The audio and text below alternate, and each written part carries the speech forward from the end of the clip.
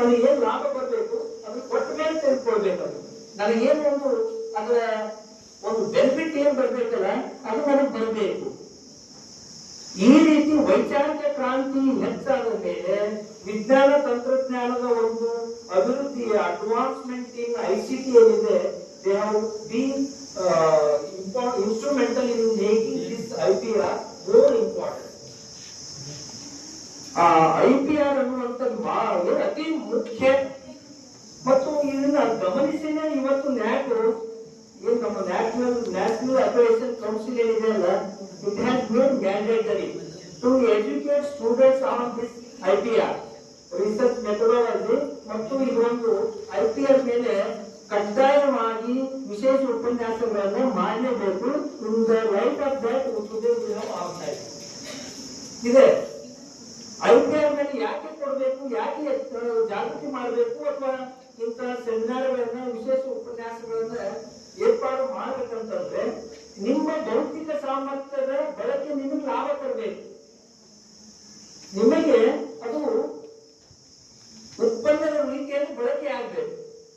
ಅದಕ್ಕಾಗಿ ಈ 3 ಪದಗಳ ಹಿನ್ನೆಲೆಯಲ್ಲಿ ಏನು IPR ಇದೆ ಇದನ್ನು ನಾವು ತಿಳ್ಕೊಳ್ಳುವಂತ ಪ್ರಯತ್ನ ಮಾಡೋಣ. ಹಾಗಾಗಿ ಒಟ್ಟಾಗಿ IPR ಅಂದ್ರೆ what does it mean? IPR, intellectual property rights ಅಂದ್ರೆ ಏನು? It is the right of a person over his creation. Over his creation. ಇದು ಒಬ್ಬ ವ್ಯಕ್ತಿ ತನ್ನ ಭೌತಿಕ ಸಾಮರ್ಥ್ಯದಿಂದ ಉತ್ಪಾದಿಸಿದ ವಸ್ತುಗಳ ಮೇಲಿನ ಸ್ವಾಮ್ಯತೆಯ ಅಧಿಕಾರ, ಸ್ವಾಮ್ಯತೆಯ ಹಕ್ಕು. ಆ ಹಕ್ಕು ಅವನಿಗೆ ಸೇರಿರುವಂತ. ಯಾರು ಉತ್ಪಾದಿಸಿರ್ತಾರೆ, ಯಾರು ಕೊಡುಗೆ ನೀಡಿರ್ತಾರೆ, ಅವರಿಗೆ ಅದರ ಒಂದು ಒಡೆತನ ಇರಬೇಕು.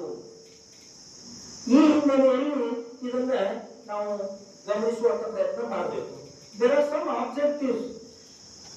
ಇದನ್ನ ನಾವು ಗಮನಿಸುವ ಪೂರ್ವದಲ್ಲಿ ಸುಮಾರು ಒಂದು 11